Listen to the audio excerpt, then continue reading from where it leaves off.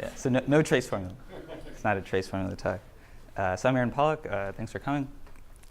So first a disclaimer before I get into that. So everything is essentially true. So based on actual equations. Right.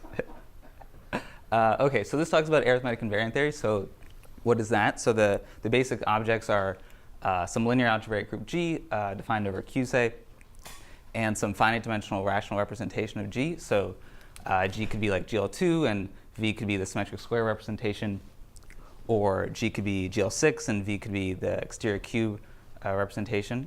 So arithmetic invariant theory is about parametrizing the orbits of the Q points of G on the Q points of V. Or if both G and V have a structure over the integers, then you could talk about parametrizing the orbits of the group G of Z on the lattice V of Z. Okay, so frequently or sometimes the orbits tend to be parametrized by interesting objects. Okay, so this is the canonical example. So every sort of number theorist knows this example. So G is GL2 and V is the symmetric square representation. And I've twisted it by the determinant. And so the symmetric square representation, that's 2 by 2 symmetric matrices with rational entries. And then GL2 acts on these matrices by multiplying on the left by G, the right by G transpose, and I've divided by the determinant.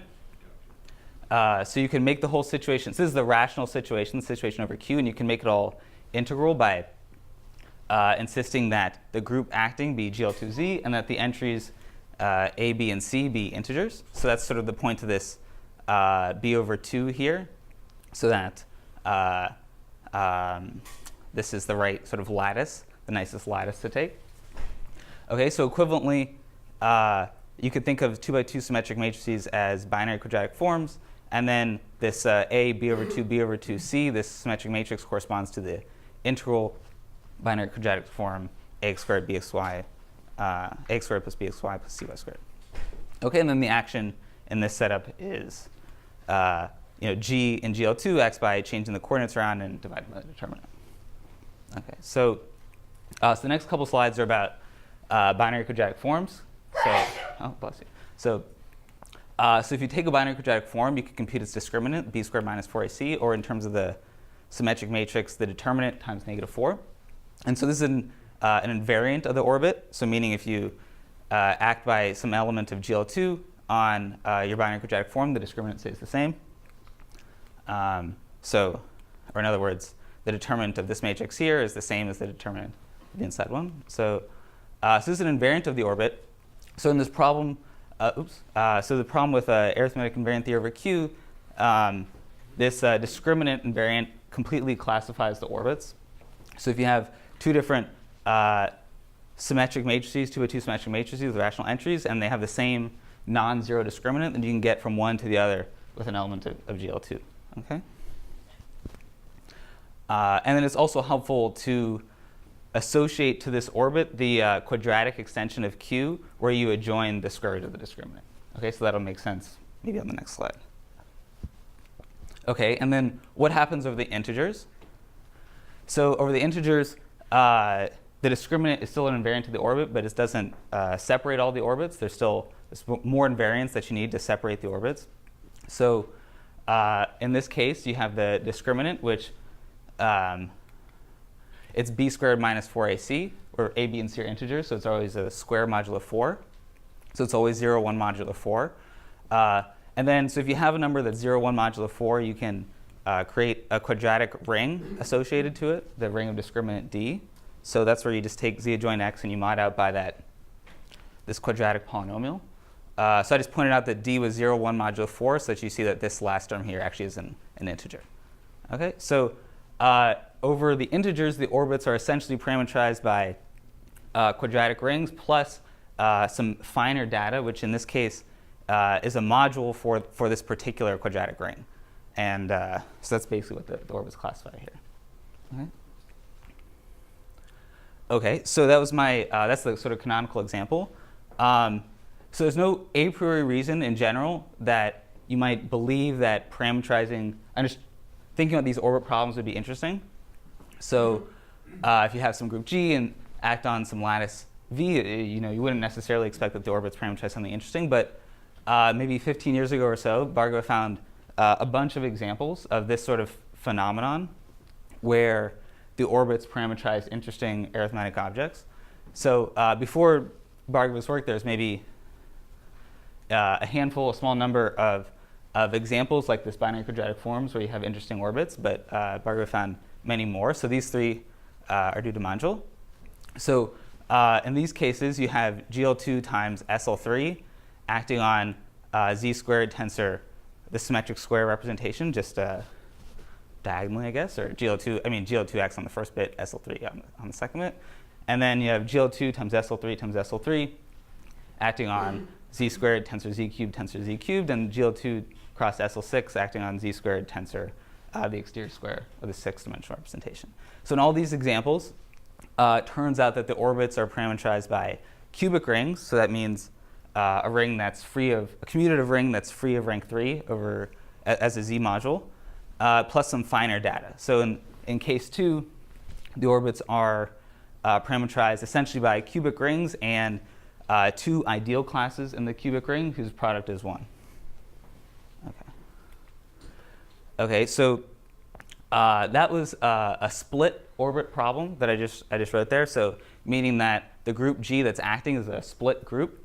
So you could ask. So the title of this talk is Twisted Orbit Problem. So that means where the group is non-split. So you could take this split orbit problem and form a twisted one out of it.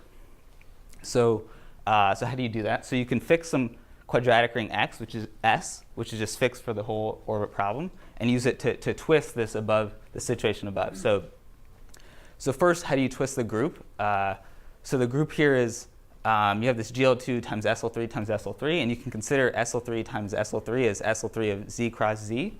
So that's SL3 of this sort of split quadratic ring, and you could change that to SL3 of just a general quadratic ring.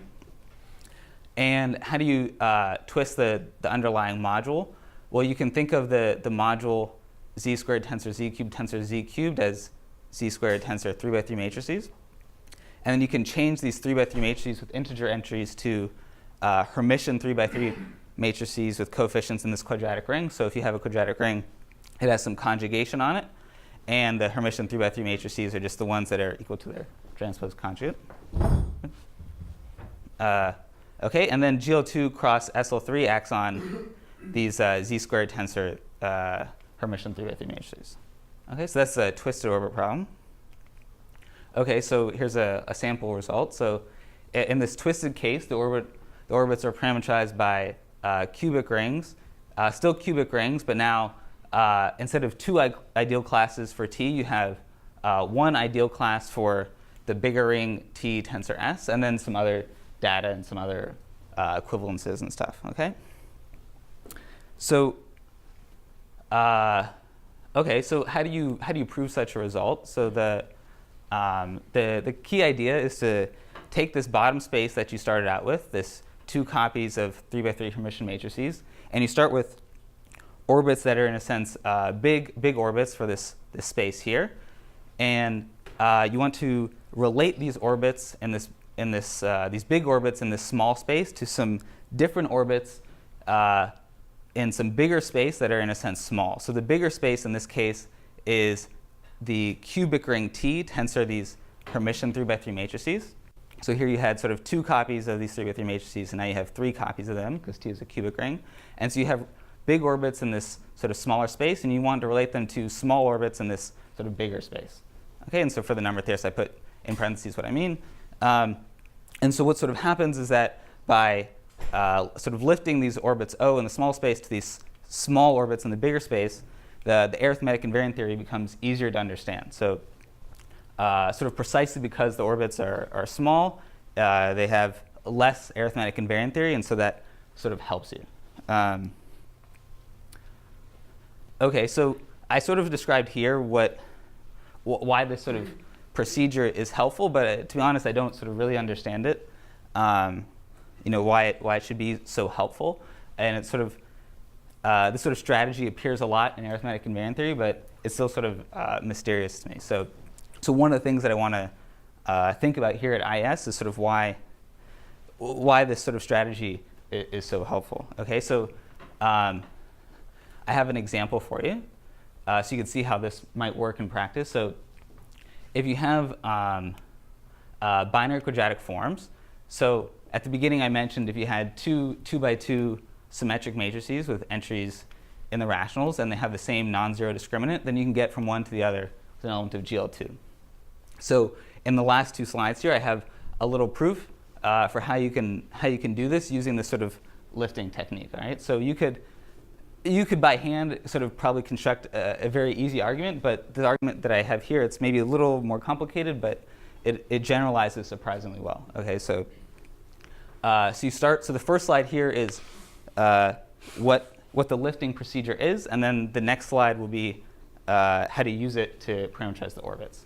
Okay, so you start with your matrix S, A, B over 2, B over 2C, and you take its discriminant D, and so you add to this matrix S square root D over 2 times this skew symmetric matrix, 0, 1, minus 1, 0, to get the sort of lifted matrix S tilde. Okay, so what you're supposed to notice about S tilde is that it's a Hermitian, but it has some more important properties. The first property it has is that the determinant is 0. So if you just compute the determinant of this, you'll see that it's 0 right away. So it's a rank 1 matrix in this bigger space. Okay, so you start out with some matrix S, which was whose determinant was not 0, so it's rank 2, and so this is the sort of produces the big orbit in the smaller space, and then you use this S tilde. It only has rank 1, and so that's the sense that it's going to produce a small orbit in some bigger space. Okay, and then it has one final property, which is that it's an eigenvector for the action of this matrix S times 0, minus 1, 1, 0. So if you multiply S tilde by that, it's square root D over 2 times that. So those are the key properties of this lift. Okay, so how can you use this to move between orbits? So you start with your matrices S1 and S2 that have the same non-zero discriminant, and you compute the lift of each of them. You just write it down. Okay, and so because these lifts are rank 1, it's sort of easy to get from one to the other. So by an element of this bigger group GL2 of Q joint square root D.